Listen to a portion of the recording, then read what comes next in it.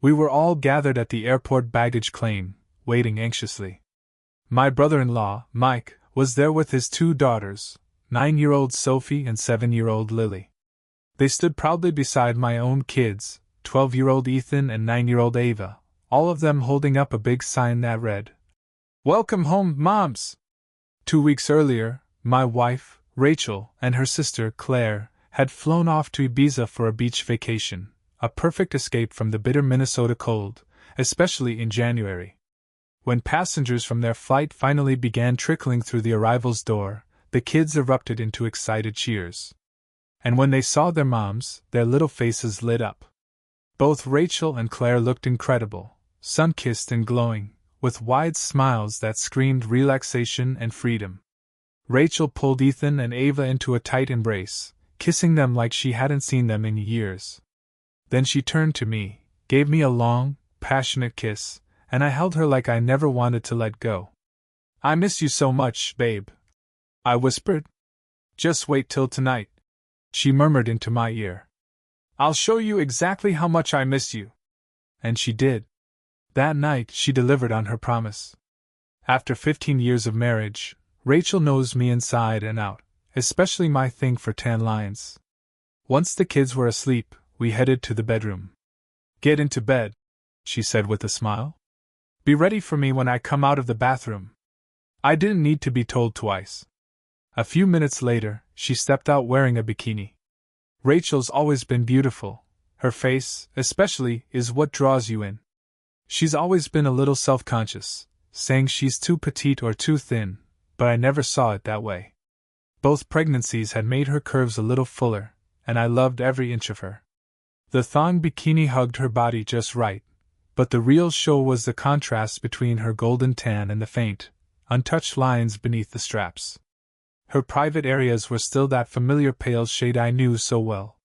The sight alone made my heart race. She unclasped her bikini top, letting it hang for a moment before it slid down to the floor. I crawled to the foot of the bed, grabbed her waist, and pulled her toward me, covering her in kisses. She responded with the same fiery passion I'd been craving. Within minutes, we were fully immersed in each other. She came multiple times, and I just let myself get lost in her scent, in the moment, in us. She told me how much she missed me. She said it felt good to be home. We stayed up most of the night, just holding each other, reconnecting. A few days later, while she was cleaning the bathtub, she playfully mentioned something odd. She said she had been in the hallway earlier, just soaking in the view, and then she giggled as she pressed herself against me. Normally, I'd respond by pressing back, matching her energy. But this time, something held me back. Something felt off. I didn't know what it was, but a strange wave of unease washed over me. Rachel noticed I wasn't reacting like usual. She pouted, joking that I was like every other man. All talk, no action. She gave one last thrust of her hips and turned back to grab the cleaning gloves, saying she'd better get the tub finished. And that's when it hit me. It was a tiny detail, something subtle, but it had punched my subconscious in the gut. My face went pale. Without saying a word, I left the room and muttered something about heading to the garage. In the garage, I sat on my workbench, staring at nothing. My stomach twisted as I tried to make sense of what I'd just noticed. A terrible thought crossed my mind. Did Rachel cheat on me in Ibiza? If she made even a minimal effort, she could have easily found someone willing. And the thing I saw, it only made sense if something had happened. Maybe not with a stranger. Maybe with someone she trusted. Maybe even with her sister. What would I do if I found out she really cheated? That was the one question I didn't hesitate to answer. I'd leave her. No second chances. No drawn-out arguments. I'd walk. Even though it would break my heart.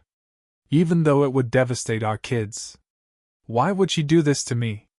To us? Was I a bad husband? That night, those questions circled my mind endlessly. My gut told me something happened. But I had no evidence. Nothing solid. It all took place 3,000 miles away, in another country. If I confronted her, she'd deny it. I considered talking to Claire, her sister, but those two are equally stubborn. I know how sisters are. If one cheats, the other knows about it, or worse, does the same. Eventually, I decided I needed to talk to Mike, Claire's husband. He deserved to know what I was feeling. Not long after, I heard Rachel calling my name. I headed back inside. "What were you doing in the garage for over 2 hours?" she asked, casually. "Just cleaning up a bit," I said, trying to sound relaxed. But in that moment, a new, chilling thought hit me. I told Rachel I wasn't feeling well and that I thought I'd caught a cold earlier that morning. I said I'd probably sleep on the couch for a few nights. She didn't look thrilled, but she nodded and said, "All right. I'll make you some chamomile tea before bed, it should help." After she went upstairs, I was left alone with my thoughts. My mind kept bouncing from one question to the next. Why would she do this? What should I do? Should I talk to Mike and see if Claire had cheated too? Then it hit me, there might be a way to find out for sure. Rachel's always been big on keeping in touch with people. Between her Facebook friends and her Yahoo contacts, she probably had 600 or 700 connections, if not more. I figured if she had met someone in Ibiza and planned to stay in contact, email was the likeliest method. The only thing I wasn't sure about was whether she'd use her regular email. We both knew each other's passwords. But maybe, just maybe, she had another one. That night, I drifted off to sleep with a rough plan forming in my head. The next day at work, I could barely concentrate. Exhausted and distracted, I ended up scheduling an appointment with a divorce lawyer for Friday. Then I gave Mike a call and asked if he could meet me for lunch. He sounded surprised but agreed. When we met, I laid everything out for him. At first, he laughed it off. But I stayed calm and showed him enough to make him take it seriously. I asked him to check into whether Claire had been unfaithful too. He said he would. I faked being sick and left the office early. By 3 p.m., I was back home, installing a keylogger on our home computer. It took a week before the truth came out. Rachel logged into a completely different email account. Beatstreams 1975. Using our kids' names and birth years as the password. My stomach turned as I read through the messages.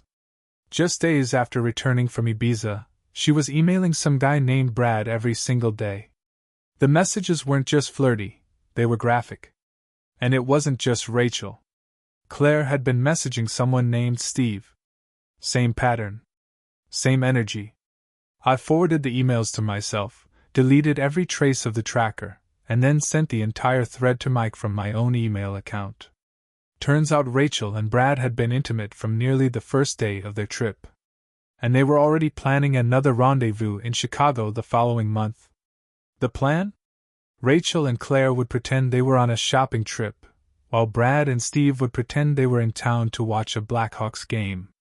A quick scroll through their Facebook profiles showed that both men, Brad Simmons and Steve Reiner, were from Illinois and very much married. Just like our wives. I had them. I had all the proof I needed. Still, things didn't get easier. Mike refused to believe it at first. He was in denial, insisting Claire would never cheat on him. And honestly, I got it. I didn't want to believe Rachel would either. She was still acting so loving, so affectionate. It made me question everything. But eventually, the need to feel something familiar returned. I called Mike at work, disguising my voice and asking him, pretending to be someone named Jack, if he could check his personal email from the office. He said yes and asked if I'd sent something. Yeah, I said. Read everything. Then call me back. About 30 minutes later, Mike called, furious and stunned. I tried to calm him down and told him I had a plan, and I needed him on board. We couldn't let our wives know we knew. And I wanted Rachel to feel pain. Real pain. Mike agreed, more than ready for payback. I told him to call home and leave a message saying he'd be working late. Then we met at a pub in the old part of town that evening. During that first strategy session, I brought up the idea of using public embarrassment as our weapon. At first, Mike just sat there quietly. But then he nodded. I reminded him how much our father-in-law, Tom adored his daughters, and how much he despised infidelity. I told Mike about how Tom's ex-wife, the girl's mom, had cheated throughout their marriage, and that it had scarred him deeply. Mike gave me a knowing smile. "Yeah," he said. "Tom hates cheaters more than anything." We knew right then that exposing everything in front of Tom would be a devastating blow. We started crafting our plan. We had 2 weeks to play the part of loving, devoted husbands. I told Mike to follow my lead, fake being sick, stay late at work, act tired all the time, and keep intimacy down to once a week just for appearances. That night, I came home super late, clutching my head and groaning about a killer headache. I barely said anything to Rachel and passed out quickly, though my mind was racing with thoughts of betrayal and revenge. A few days later, Rachel told me she and Claire were planning a weekend shopping trip to Chicago. I acted thrilled and supportive. I even booked their hotel room using our shared credit card, registering it under Mr. and Miss Johnston. Double occupancy. Assuming Rachel and Claire would share that room, I kept quiet. Meanwhile, Mike booked another room under Mr. and Mr. Rowe. Also double occupancy. We were setting the trap, and they were walking right into it. I made sure to handle everything so that each woman believed she and her sister were just sharing one hotel room, completely unaware their lovers would be joining them. Their plan was to take Friday off, fly out to Chicago in the morning, and return late Sunday night. The following week, I called Tom, Rachel's dad, and pitched the idea of surprising the girls in Chicago with the kids. I told him it was a little anniversary getaway, just 2 weeks after Rachel and I celebrated 15 years together. Tom thought it was a wonderful idea. I asked him to book 3 hotel rooms, thinking we'd spin it as a surprise family reunion. He had no idea what we were actually planning. Bob and I were still furious. The morning we dropped Rachel and Claire off at the airport, they were practically bouncing with excitement, laughing at everything like a couple of teenagers on their way to prom. At the security gate, we gave them quick kisses on the cheek, and they didn't even seem to notice that neither of us said, "I love you." On the drive back, Bob was quiet. I made a call to the private investigator I'd hired, double-checking that everything was set for their weekend in Chicago.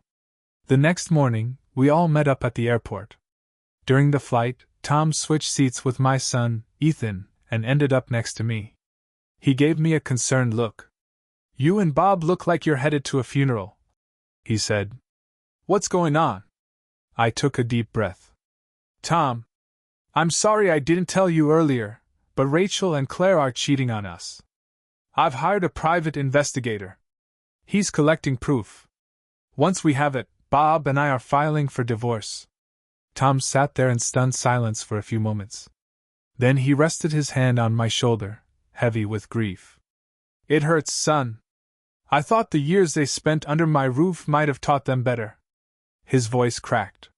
He wiped his eyes, trying to compose himself. "I didn't know I could feel this kind of pain again." After a moment, he stood and returned to his seat. At the Chicago airport, Alan White, the PI, met us. He handed Bob and me each a thick envelope. Inside were printed photos and a DVD with footage from the previous night. He said the process server was standing by and his associate was monitoring the hotel rooms. Alan told us his team would let us know the moment things got intimate. Meanwhile, packages with all the evidence would also be sent to Brad Simmons and Steve Reiner's wives. We asked Alan and Tom to hang out with the kids while Bob and I reviewed the evidence in private. What I saw nearly made me vomit. There was Rachel. In bed. In positions I couldn't unsee, with more than one man in some of the photos. No protection. No shame. Bob had similar images of Claire. It wasn't just betrayal, it was recklessness. We now had another horrible task ahead of us, STD tests. As soon as we got back to Minneapolis, Alan called his assistant, who confirmed that the hotel was clear. The guys had gone out for lunch. Tom booked the rooms as planned, and Bob and I requested extra key cards for rooms 2011 and 2003. We registered them under our names, and the clerk handed over the keys after checking our IDs. We told the receptionist our kids had planned a surprise visit for their moms. That kept suspicions low. Up on the third floor, we waited in our rooms. An hour later, Alan called again. The men had come back from lunch, but now Rachel was with Reiner and Claire was with Simmons. They'd switched partners. It was revolting. Alan said he was in the lobby and that the process server had arrived. I ended the call and smiled at the kids. All right, it's go time. You remember what I told you, Ava? And you too, Ethan. Grandpa and I will go in first. Wait for my signal, then you shout surprise, Mom! Got it? Got it, Dad? Ethan nodded. And we don't go in until you say. Exactly, I said. We headed up the stairs and stopped in front of room 2011. I slid the keycard in and quietly pushed the door open. Tom and I stepped in, the kids just behind us, too close. They didn't wait. As soon as the door creaked open, they burst out. Surprise, Mom! We're here! Rachel was in bed with Reiner. Her eyes went wide. Reiner bolted, yanking on his clothes and ducking out the side door like a cockroach exposed to light. Rachel leapt from the bed, scrambling to cover herself. No. No. This isn't happening. What are you doing here? She cried out in shock. Mommy's not wearing anything, Ava whispered, squeezing herself between Tom and me. I gave a snap of my fingers, and right on cue, the process server walked in. Rachel Thompson? He asked. That's my mom, Ava helpfully added. The man handed her an envelope. You've been served, he said and clicked a photo of her clutching the documents, still trying to cover herself. He turned and left. I told the kids to go wait in the hall while their mom got dressed. Tom and I followed behind them, leaving Rachel sobbing on the hotel floor, her betrayal exposed, the consequences in her hands. Out in the hallway, Bob stood with his kids. It was time for the next confrontation. I told Bob that things hadn't gone well on his end. When he and Tom had walked in on Claire with Simmons, the guy turned aggressive. Apparently, he didn't appreciate being interrupted mid-affair and took a swing. Tom ended up with a punch to the face. Without hesitation, Bob decked Simmons. Claire, to her credit, jumped in to defend her father and clawed Simmons across the face. That was the only moment of decency in an otherwise disgusting scene. I walked in just as the chaos settled and dragged Simmons toward the bathroom. I tossed his clothes in with him. Get dressed and get out, you piece of garbage, I said. Tom, Bob, and the kids quietly left the room, not a single trace of shame in their steps. Claire, wrapped in nothing but a hotel blanket, followed, head down. Tom gave her a cold, direct order. Go back in there and get dressed. She obeyed like a scolded child. The process server, who'd wisely bailed during the earlier shouting match, reappeared at the doorway. Claire Thompson? He asked. Yes, she mumbled. He handed her an envelope. You've been served, he said, then turned and walked away. Back upstairs, the plan had been to spend the night and have one final talk with Rachel and Claire. But I couldn't do it. I couldn't even stand being in the same building. I packed our bags and told the kids we were going home. Tom stayed. He said he had a lot to say to his daughters. Bob and his kids headed back with us to Minneapolis. 4 months later, after repeated pleas from Rachel begging for forgiveness, the judge signed off on an uncontested divorce. I got the house since it had been left to me by my parents long before I ever met her. The judge also granted me primary custody of Ethan and Ava, though I never had to ask for it. Tom stepped up and made sure they were emotionally okay throughout everything. The assets were split evenly. And the following Christmas, Tom gave me a generous financial gift, explaining that it came from what would have been Rachel's inheritance. He said I deserved that much, at least. Bob's divorce went down almost exactly the same. The only difference was the house. His and Claire's was bought together, so they had to sell and split it. But not long after the dust settled, Bob and Claire started seeing each other again. I'm pretty sure they'll end up back together. It's a shame, really. As for Rachel and me? There's no chance. I'll never take her back. Do I believe she meant it when she apologized? Maybe. Do I think she still loves me? Probably. But none of that matters. Her betrayal didn't just break my heart, it stomped it into the sand she rolled around on in Ibiza. I can't feel anything for her now. Not love. Not longing. Not even hate. Just emptiness. We're cordial for the kids' sake, but that's it. One day, while she was waiting for the kids to get ready, she turned to me and asked, "How did you even know about what happened in Ibiza?" I smiled and said, "I've always had a thing for tan lines." She looked confused. "I was in a bikini the whole time. We never even went to a nude beach." I waited a beat. "Think about what you usually do when you clean the bathroom. All those chemicals, you always take off your rings first, right?" She nodded. "And you always forget to put them back on until later." Her face started to fall as the realization hit.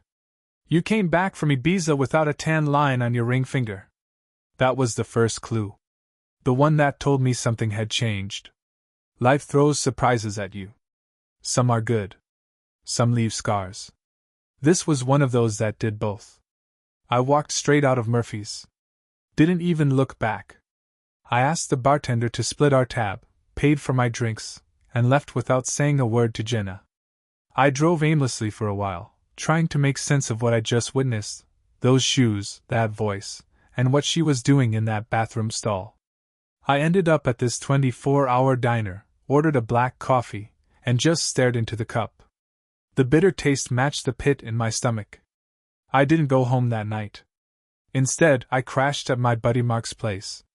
He's the kind of friend who doesn't ask questions. You show up, he hands you a beer, and you sit down to play video games until the sun comes up. The next day, my phone blew up. Jenna had texted at least a dozen times, and there were several missed calls. Her messages were filled with apologies, saying she was drunk, that it didn't mean anything, that it was all a mistake. But honestly, it all just sounded like static. I took a few days off work. I couldn't bear to see my coworkers or face the office gossip, especially since some of those people had probably already heard whispers about what went down. Mark and I hung out, binge-watched whatever was on, and ordered way too much greasy takeout. It helped distract me, at least a little. About a week later, I finally agreed to meet up with Jenna. We sat on a park bench. She cried. A lot. Said she regretted everything the moment it happened. Said she didn't know what came over her. But me? I just felt numb.